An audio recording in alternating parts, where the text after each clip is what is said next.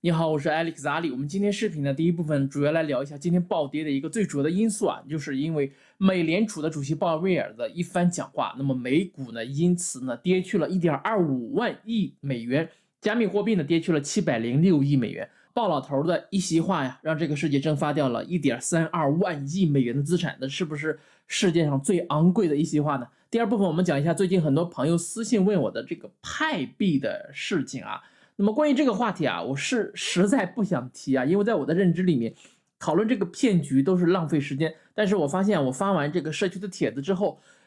更多的人跑过来问我了，这里面呢还包括我的会员啊，我意识到了这个问题的严重性啊。那么这里面可能不仅仅是骗局了，已经升级到脑控了。YouTube 上面啊，去年就有很多博主去做过很好的调查了，只要大家呢稍微的动动手指，就能发现这个低级的骗局啊。那么我今天呢试图不说脏话啊，跟大家简单的来说一下识破这种骗局的方法，大家以后呢遇到值得怀疑的项目的时候，也可以呢有办法自己去判断。好，我是 Alex 阿力。如果你是第一次打开我的视频，我的频道呢是专注于加密货币和区块链技术啊，是真的加密货币和区块链技术啊，不是派币那种。那么视频呢主要讲解币圈的基本面分析和一些大事件对整个币圈的点点滴滴的影响啊。首先我们看今天的第一部分啊。今天这个市场的下跌啊，我们都已经看到了，已经充分说明啊美联储的杀伤力了。今天这个美股跌的异常的惨啊，整个市场掉了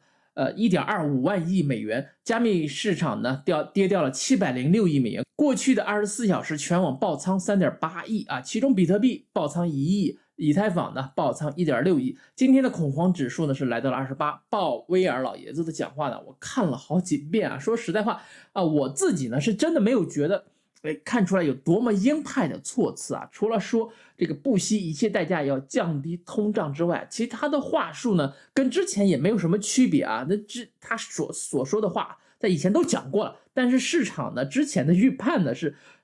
偏鸽派啊。包括我昨天的视频也是根据前天拜登减免学生贷款得出来的结论是放水啊，是这个美联储会偏向于温和。但是呢这个出来之后呢，似乎感觉到鲍威尔呢是不是在跟拜登作对啊？那么我认为美联储他们本身的压力也很大，既要降这个通胀，又要顾及到选民的情绪。那么关于降通胀和保经济只能二选一，我之前也聊过啊，那鲍威尔一定也是很难做啊。一旦因为美联储的做法不当啊，导致了非常严重的经济衰退的话，那么鲍威尔呢会被称作千古罪人。到时候美联储如果再出手救市的话，就会花费非常昂贵的代价了啊。但是呢，如果一旦说降不下来这个通胀呢，同样也是千古罪人啊。而且呢，前面几任的这个美联储的主席他们都做到了，包括1979年的他也讲话中也提到了。那么唯独你鲍威尔做不到，你到底是怎么做的啊？那么我们看一下这个鲍威尔今天讲话的要点。他说这个美国9月份的加息的规模要取决于总体的数据啊，他说还要等这个8月份的 CPI 的数据。他说在某种程度上，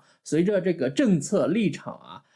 进一步的收紧放慢，加息步伐将是适当的。你看这句话也是比较温和了，但是他强调呢，历史表明呢，需要对过早的放松政策呢保持警惕，在一段时间内可以需要采取限制性的政策。这句话就有点那个鹰派了。那么鲍威尔在讲话中也提到啊，遏制通胀对美国人来说将是非常痛苦的，他是说具体的老百姓啊，但是不采取行动将是更有害的。那他认为目前的首要的重点呢，就是要将这个通胀率降到2%啊，这个很关键啊，降到2%。我之前也做过一些视频，提到了这个目前通胀的最根本的2个因素呢，就是石油和粮食啊。那么这2个因素呢，都跟俄乌战争有关系啊。那么大家可以找一下我那一期的视频，只要俄乌战争一天不停，那么通胀呢就不太可能会降到2%，而这是一个不可能完成的任务。能降到5%啊，我认为就很好了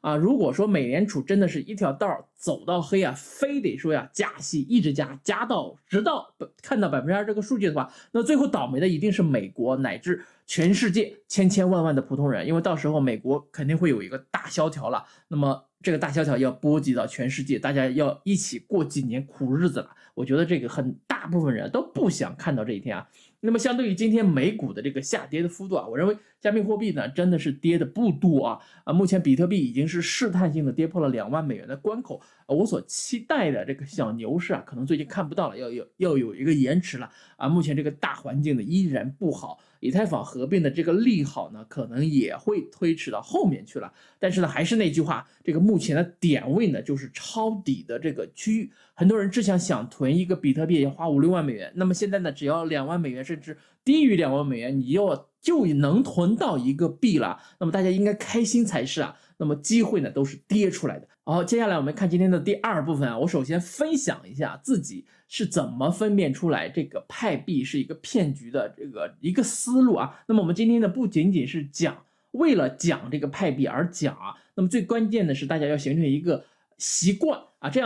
样的话，你以后遇到各种值得怀疑的币种的时候，你都会有自己的一个方法去判断那么俗话说授人以鱼不如授人以渔我觉得单纯的告诉你这个币是骗局呢，可能也不具备说服力只有你自己去思考一番，去调查一番，你才会有自己的心得那么派币呢，我去年的时候也被人传销过那么实不相瞒，在手机上我也安装了这个挖矿的 APP， 但是很快呢我就发现这个派币呢有问题然后随即就删掉了这个软件。那很多朋友都知道我去年的时候是我学习加密货币最如饥似渴的时候那白皮书也是看了几百份最先看到的肯定是这个比特币和狗狗币的白皮书，然后呢就读了以太坊的白皮书那么我当时并没有想到读这么多白皮书会给我带来什么样的好处只是单纯的想了解，想去学习。但是读完之后呢，再去看一些垃圾币写的白皮书，你会发现这个自己心如明镜，百毒不侵了，不自觉的就会拿过来做一个对比。那么这个币呢，到底想实现什么样子的目的呢？用了什么样子的技术团队怎么样？在哪些交易所上线了？那么代币经济怎么样路线图怎么样？等等等等。而且呢，学到一定程度之后你就会知道这个挖矿的原理是什么，到底什么是 POW， 什么是 POS。那所以当时我就简单又看了几眼这个派币的白皮书，我发现根本就是画大饼它是简单的罗列了一些非常无用的空洞的大道理大话你比如说讲什么是区块链，那区块链我需要你白皮书告诉我吗？区块链是什么？自己 Google 不就知道了吗？所以你白皮书写这空洞的内容根本就没有表示出来任何的方向，没有表示出来你想要做什么。那么这里我还要多说几句去年的时候出现了一个叫做 MVS 的这个代币很多人都问我这个怎么样那么我将这个白皮书还真的是非常认真的看了一遍，我就觉得这一定是个骗局。为什么呢？因为这里面它出现了这个老子的理论出现了圣经上的一些话最搞笑的呢还出现了 Ricky and Morty 的动画片里面的话。那么我看过这么多正经的白皮书那么任何一个白皮书都没有说写过这些东西，所以说这个 MVS 在我这里就被判定为是骗局了那后来也被证明了，1个月呢不到就跑路归零了。那么我们接着来说回这个派币这个最搞笑的是他们这个官网当时呢给出来了说这个有创始人是3个斯坦福大学的这个什么 doctor 是博士，看起来非常高大上的样子但是呢你在斯坦福学校里面这个名单里面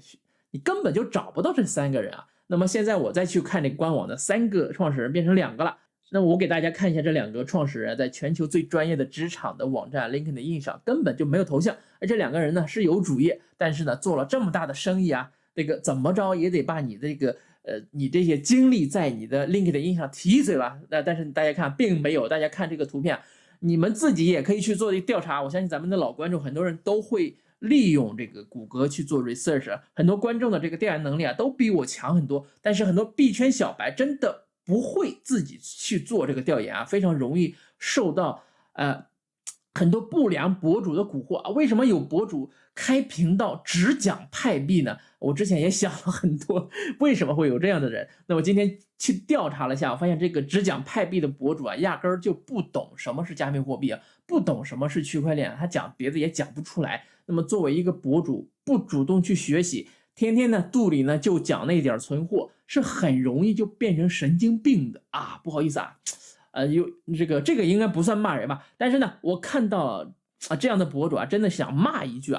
还有一点就是值得怀疑的地方，就是派币的这个 APP 上的这个广告呢非常多。我记得有人统计过啊，说每年产生的这个广告的费用呢，应该在上千万美元的级别啊。这么好的这个广告的营生呢，也没给大家挖这个派币的人哪怕1毛钱的奖励啊，真的说明这个项目方是铁公鸡。再一个呢，就是说这个派币啊，天天喊着要上主网、上交易所，到现在也不上，你应该能明白到底是什么东西了啊。那么我希望看到这里的朋友，你都能明白过来，为什么我说这个币是骗局了嘛？如果说你能通过这件事啊，有了一些独立调研、独立思考的能力，然后呢，自己去主动找这个资料，去学习真正的加密货币和区块链的话，那么我这个视频呢也就值了啊，达到了我想要的效果了啊。如果说你还相信这个派币的话，我只能告诉你，派在这个大陆的拼音里面是 PEP 啊，